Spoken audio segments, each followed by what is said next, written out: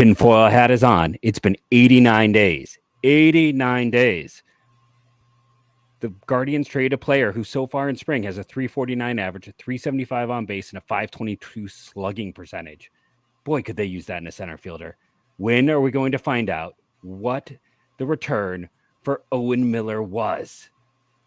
We are going to talk about other conspiracies as well as some roster moves happening at camp on today's Locked On Guardians. You are Locked On Guardians, your daily podcast on the Cleveland Guardians, part of the Locked On Podcast Network, your team every day.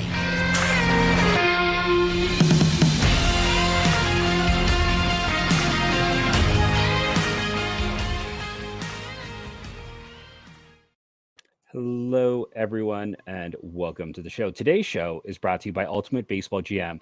Ever dreamed of becoming an MLB GM and managing your baseball franchise?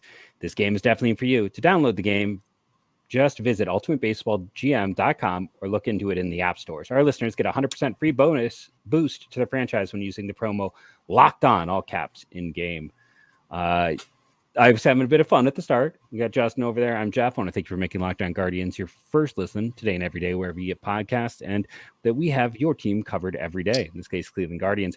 Listen, spring training stats. It's like the great show, Whose Line Is It Anyways? The numbers don't matter. So I'm not really honest. I would like to know what the return is about Owen Miller eventually. Like I said, 89 days ago, I sat and did the quick math, so I could be wrong. 89 as of you watching this is my assumption. But yeah, he's been useful for Milwaukee. Having said playing that, center field for them. Apparently Tito is also managing there. But some people don't want to manage anywhere, apparently. People are fickle. Yeah. And I don't mean, the coach, Luke Fickle. He is a person as well. But I'm just having, I don't know, fun off day vibes. Not to say it was an off day. They lost to the Dodgers. And here's the thing, again, about spring training. It doesn't matter. It's a little bit secret there. It doesn't matter. It's good for reps. It's good for practicing. It's good for working out kinks, working on some new pitches. But nobody who won a World Series at the end of the year goes, it was because we won our spring training league. Yeah. Cactus League champions to World Series champions, wire to wire. That's how it goes. I mean, obviously, people are concerned about Josh Bell. Well, if we're concerned about Josh Bell, then we must be thinking that Roman Quinn is going to chase Aaron Judge for the American League home run title, right? That's how that works. It can't be one or the other. So if one guy's bad and the other guy's good, that means the guy that's good is obviously going to be the team MVP. That's how that works. Yeah, I was trying to find on a scale of 1 to who cares, or I should say, who cares to 10, how concerned are you that, Franmil Reyes is out there hitting bombs for the Royals and Josh Bell apparently is not? Do you care more about the World Baseball Classic, or do you care more about what Josh Bell and Franmil Reyes are doing in spring training? What do you care more about? That's the question I'm going to ask. Both of them are below our title sponsor and the one I've spent time on today. Let's put it that way. I honestly, it's one of those things where I have a real hard time getting motivation for any of these. Last year's Cactus League champ, number 1, the Angels, number 2, Texas, number 3, the Cubs, 4, Seattle. All playoff teams. Or 4, teams 4 Cincinnati. Top 4 teams.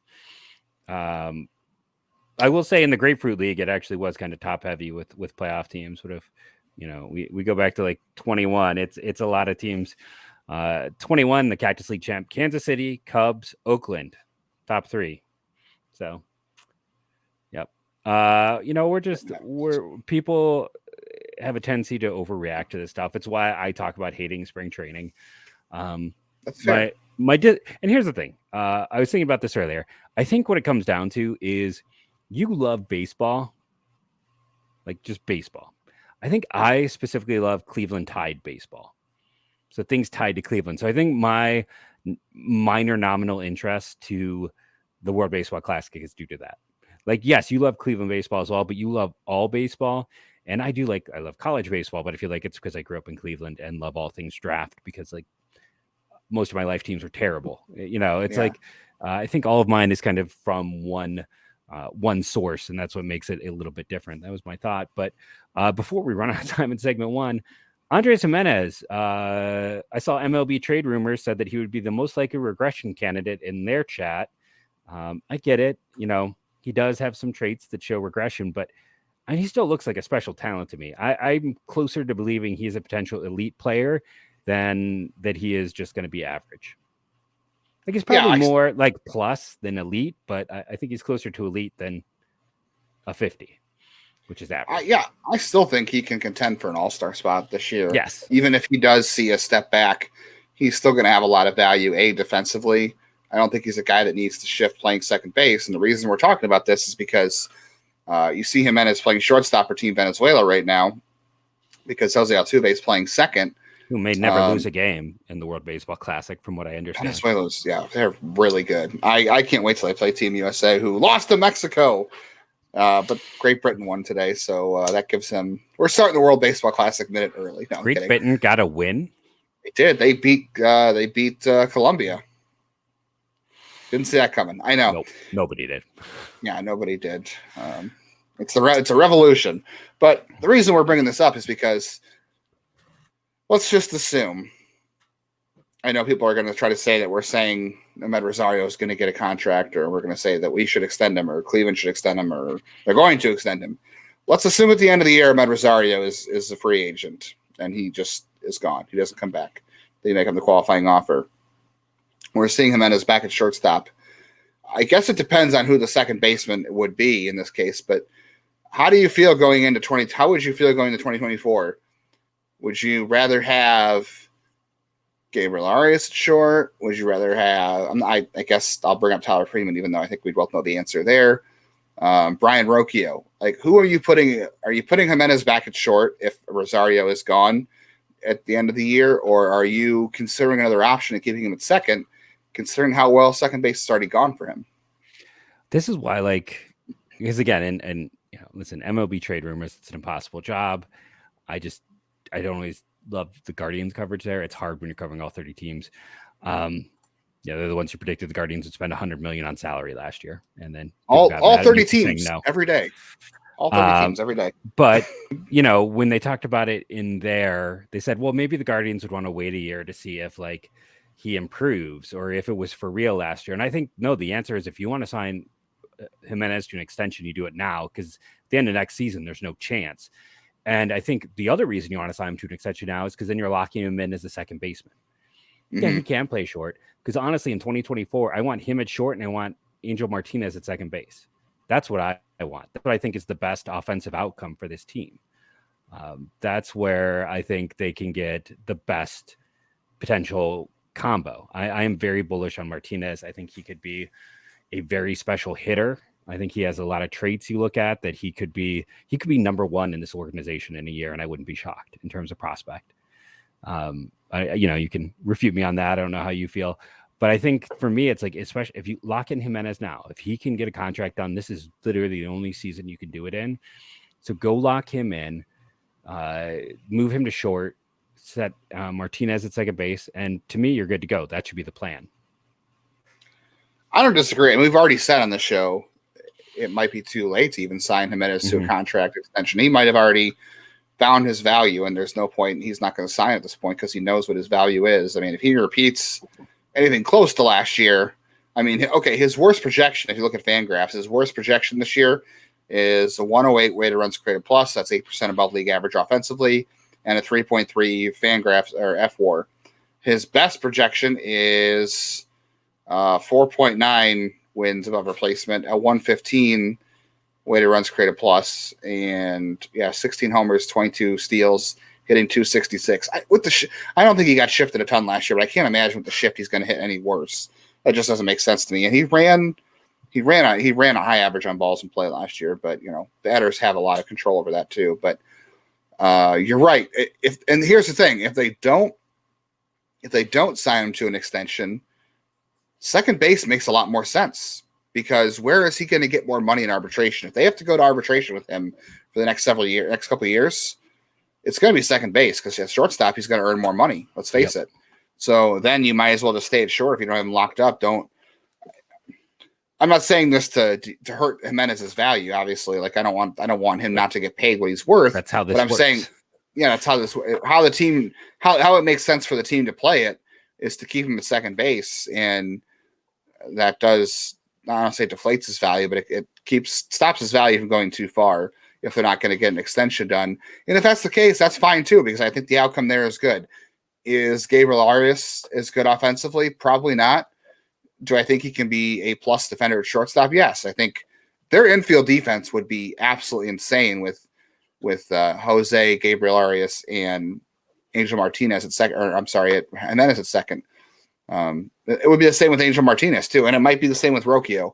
I don't know. I would probably prefer Rocchio at second and Giménez at short if they go with Rocchio.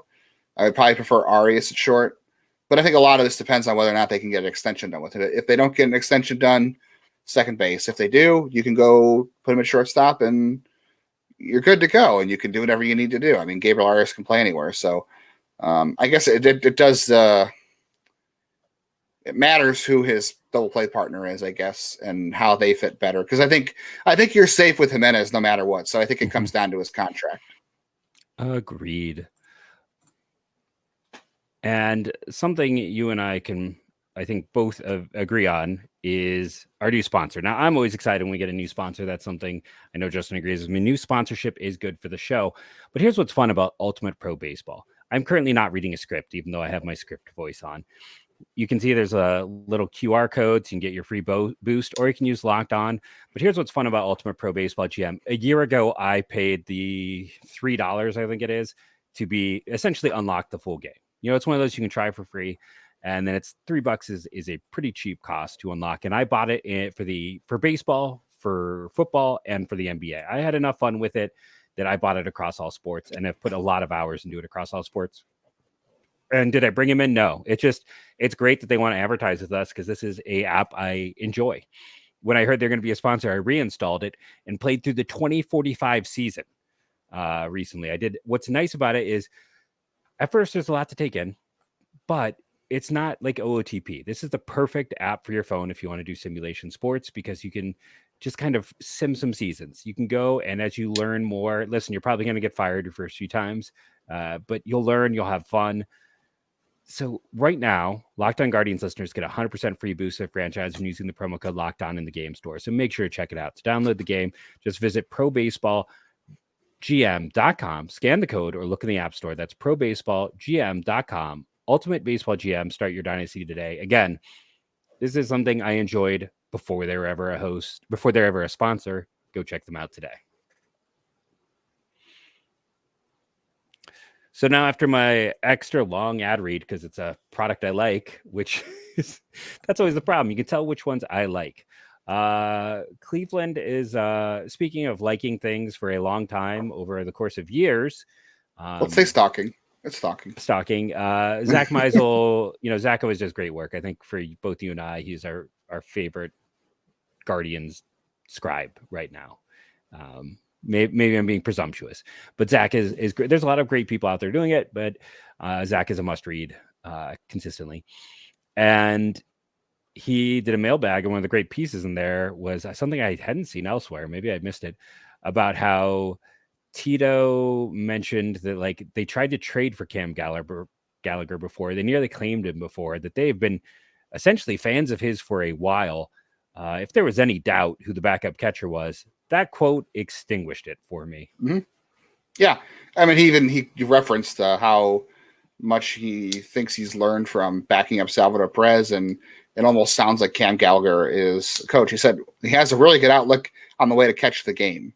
To me, that says A, future coach, B, he is this team's backup catcher until they're ready to work in Bo Naylor, whenever that is. And he was optioned down back on, what did I say, March 10th. So, which, by the way, no surprise. If you're surprised at all that Bo Naylor was optioned to AAA, I don't think you've been. I mean, based on our comments, people refuse to believe me, as I've been stating that. We took some blowback. Since December. Yeah, we've been taking blowback on that for this whole time. But it's like, and we'll maybe talk about the World Baseball Classic performance and get people overreacting with the negative on that. Listen, he wasn't ready. if you really were paying attention and you really watched him last year, you knew there were things to work on. If you just looked at a stat line, you might have thought he was good to go. That's why, again, don't scout the stat line. And also, have, I'm blanking on your word, journalism integrity. That's not it, but like, go to trusted sources again. Don't just look at someone who rants on Twitter heavily, who probably didn't actually watch a single performance for that player in AAA and use that as your baseline.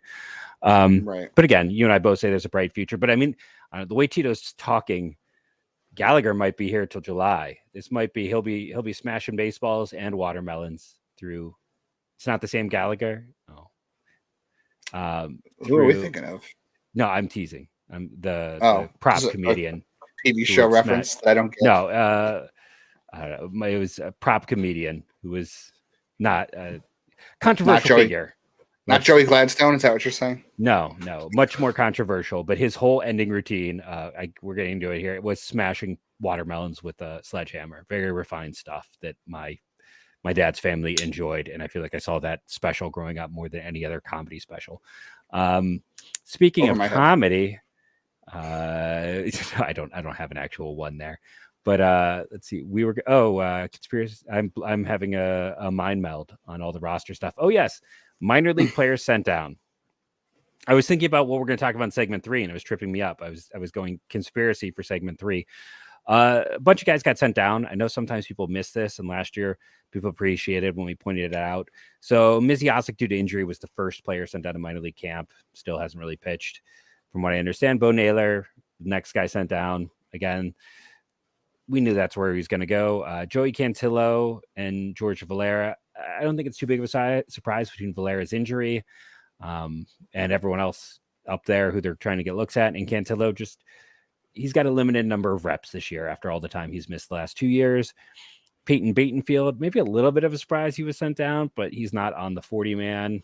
And, eventually we'll talk about maybe that his future could be in the bullpen. We'll get into that at some point, maybe this week or next.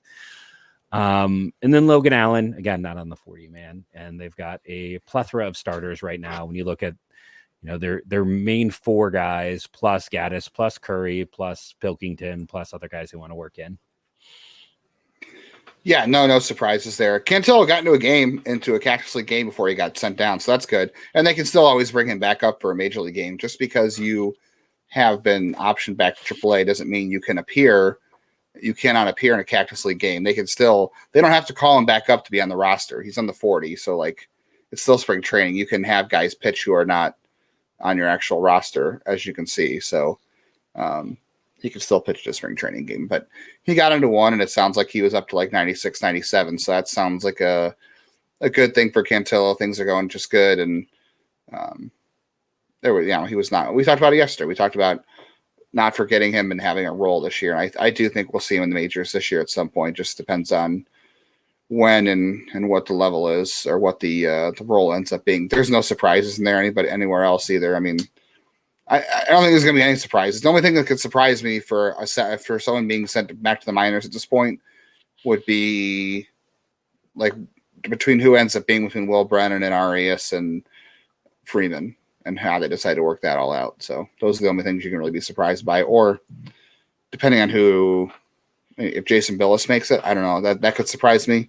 I don't know what they're going to do with that, but that's why we haven't talked about the roster and position battles. We have a lot of other teams on our network who are talking about position battles every day. Today we're talking about first base battle. Tomorrow we're going to talk about the second base battle. There's a lot of teams doing that. We haven't done that because there are no position battles. There is nothing, I hate to say, nothing interesting going on, because there is, but there really isn't, because every roster spot is set except for backup catcher, which I think we can agree is pretty much set at this point. And the last bullpen spot is only up for grabs because of injuries. And then they're just deciding how to fill out their bench. There's not a lot of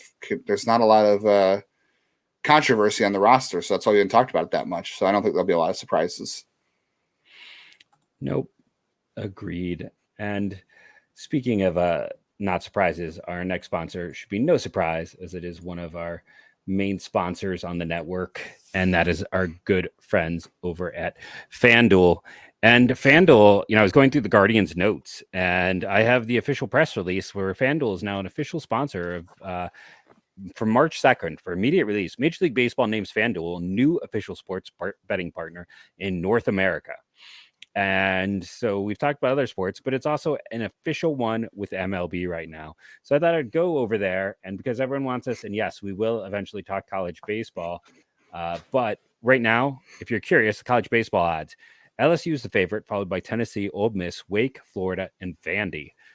Which one are you taking in that grouping? I am tempted to go with LSU. They might have the first and second pick in the draft. Wait, what are we debating on? If you're talking about who's going to win the College World Series, LSU. I'm still taking Wake Forest. I mean, they do have the pitching for days, but and Brock Wilken is really interesting as well. But I mean, it'll be interesting. LSU is the first time we can have that debate about can a team have the first and second overall picks in a draft since NC State, where it probably should have happened if you go back and look at that. Rodon and Turner have become. Trey Turner. So, but just a fun chat here and a lot. Sorry. So don't miss the chance to get your no sweat first bet, which I didn't mention, which is because new customers get a no sweat first bet up to $1,000. That's bonus bets back if you don't win. So don't miss your chance to get that no sweat first bet up to $1,000 in bonus bets when you go to FanDuel.com/lockedon. That's FanDuel.com/lockedon to learn more. Make every moment more with FanDuel, an official sports betting partner of the NBA and Major League Baseball. All right, Jeff, it's time. Hit us with your official conspiracy of the year or the month, the week. I don't know what we're going to do, but this is your first conspiracy of the podcast for the week. Probably for, I think maybe monthly. I don't know if I can do enough. But okay, my conspiracy corner. Now the tinfoil is back on. So this whole talk about who is going to debut for the Cleveland Guardians this year, Daniel Espino and Logan Allen both have to be added to the 40-man at the end of the year, which makes their chances of debuting very high. Now, while this team only has to add, you look at those two players, while Fredo and Tunez is probably the third most likely player to be added in the offseason, but there are about 4 to 5 interesting names. Now, there are about 3 to 4 guys coming off, but it still doesn't give them a ton of wiggle room. So when you're looking at limited wiggle room, and you're also looking at this is a team that gives starters a lot of opportunities. People have been wanting to trade Zach Plesac for nearly 3 years, and he's still here. They don't move quickly on starters. They don't push guys in or out. Even though I think Curry and Gaddis are both future relievers, they're still going to be starter options, getting opportunities this year to prove me wrong. Because I also said Aaron Zavala was a future reliever, and I also said Tristan McKenzie was a future reliever. So what I say doesn't matter. What matters is their view. And why do I say all of this? Because they're not going to bring up all 3 of the big 3. Because you know who else is on the 40-man? Joey Cantillo, who we talked about earlier. They have so many potential starters. They're not going to burn start service clocks on both Bybee and Williams this year. So which one will they promote? If they're going to promote one, it's going to be Tanner Bybee. And conspiracy hat time, you ready? Because Gavin Williams is rep by Scott Boras. He has the harder agent. I'm not sure who represents Bybee, but I'm pretty sure it's not Boras. And when you're looking at 2 pitchers, on top of the fact that Bybee's probably a little bit further ahead, just in terms of secondary stuff and some command things, while Williams is incredibly impressive, and the Guardians, if all 3 of those arms are healthy, they got a chance at 3 aces. They really do. I believe that. I believe in all 3 arms, but with limited reps, with limited availability, if you're going to pick one guy who will not get promoted this year, it's the guy who has the agent that more or less guarantees he's going to walk at the end of 6 years once he's up. If they're going to wait to pull someone, it's going to be the guy who you don't really have a chance to extend. Scott Boras doesn't do extensions. Scott Boras does free agency. And that is why Tanner Bybee will get an opportunity before Gavin Williams. And that's why Gavin Williams will not see the big leagues, barring massive amounts of injuries in 2023. I almost said 2013 there. He also won't see the big leagues in 2013. No, he was a little busy, I think, in elementary school. Yeah. No, I don't have a tinfoil hat, but I definitely agree with you. I think there's very little chance Gavin Williams. I mean, he would have to just, like I said, decimated by injuries, and he would have to throw like and a bunch of week's worth trades, and then like go to AAA and to like back-to-back outings where he's like throwing no hitters and perfect games. That's not a slight to Gavin. We, like you said, we both believe in all three of those arms. I mean, we really believe in all these guys. The Bybee and Williams and Espino if he gets healthy, and Cantillo if he stays healthy, and Morris and Logan Allen. Like, I'm not saying Logan Allen's gonna be an ace, but I mean, I believe in him being a full-time starter. If Morris and Cantillo were healthy, you would have had plus Allen 6 in the top 10, like 6 of their top prospects in the top 10. Now, again, if Morris had been healthy all year, he's no longer a prospect. But if Cantillo had been healthy all last year, I mean, he's probably 4th for me in the system if he keeps doing what he had done before injury. If he was that unhittable, no one could make hard contact, I'd probably have him 4. So it's one of those situations where like they got so many guys. It's hard to find spots. Yeah. I mean, it's some, I don't know. Do we think all these guys are going to make it? I don't know. I guess the odds probably say no. They're not all they're either not all going to make it, or they're not going to all pan out the way we think they're going to pan out. I mean, Cantillo and Morris are the ones you worry about the most, and then Espino. So and anything can happen. I mean, Gavin Williams had some really weird injuries last year too. Like he had a couple line drives back at him. And he was off some draft boards because I think it was like a back injury his first year that really scared people, where they thought that like he might be a little more prone to injuries. Like, again, we talked about this on when Espino and Delauder got hurt. The Guardians have attacked guys with questionable injury histories. They have gone for guys who Gavin Williams probably goes 10 spots higher if there weren't concerns just based on his stuff. Chase Delauder, if he was healthy last year, he entered the season with some people saying he'd be the first overall pick in the draft. They go for that type. So eventually, they're going to have another Brady Aiken bite him in the tail. It just hasn't happened yet. Yeah, the odds tell you they are at some point. But so far, things are, at least look for the most part, okay. I mean, Espino and Delauder, we'll see if they get healthy. But everywhere else, we'll see. Speaking of not really a conspiracy, but, man, poor Ernie Clement. I feel bad for the guy. He this guy is, I don't know if they're going to bring him back or what's going to happen here. At some point, Ernie Clement needs to be like working for the Guardians or something, because he got let go, or not let go. He got DFA, and Oakland picked him up. This guy out in Oakland finishes the season, and then come playoff time, he's off the 40-man roster in Oakland. He's out there tweeting and rooting for his old buddies in Cleveland to go far in the playoffs to win the World Series. That guy is an honorary Clevelander for life, I have to say. So I hope he finds somewhere to play, whether it's in the U.S. or another kind of overseas. I hope he finds a job somewhere. I think he'll be here. So I read an article on this. That the take was that he was let go as a to make it so he'll land somewhere. Like, this was not a cutting. This was like, okay, he's not going to make the roster. This opens him up for a spot. This opens up his opportunities early. That this was done with the knowledge that he will go. Because again, I mean, the Pirates just traded Ricky DeVito, who's kind of an interesting pitcher. I mean, he's never really been able to harness his stuff, for Mark Matthias as a middle infielder. And I think Clement is no knock on Matthias, but I think Clement is superior. So I think there's a spot for Ernie Clement.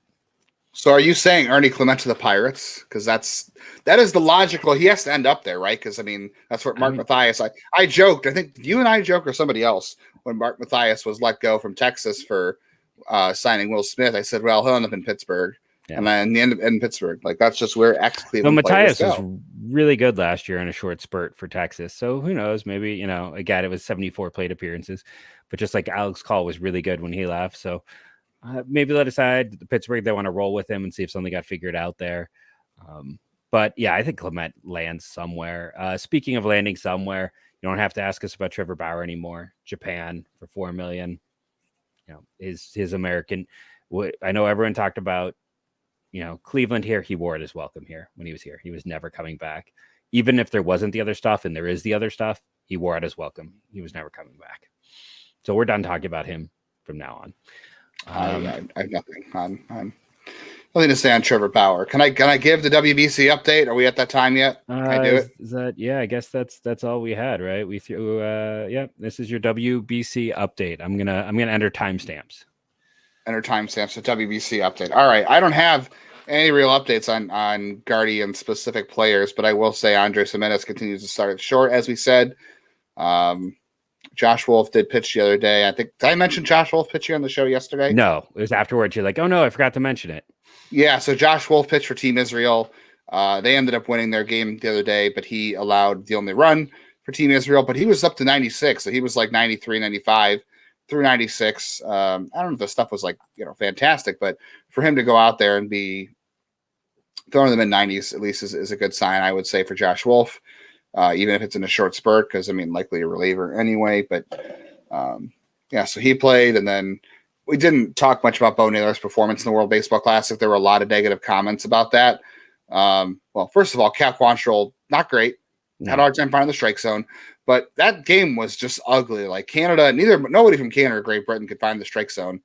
I just wonder if some of these guys are suffering from command issues because it's so early in spring, and that's just what happens. And some of these guys are just trying to work through things still. But Naylor at bat did okay. He had a couple of rough throws down to second base.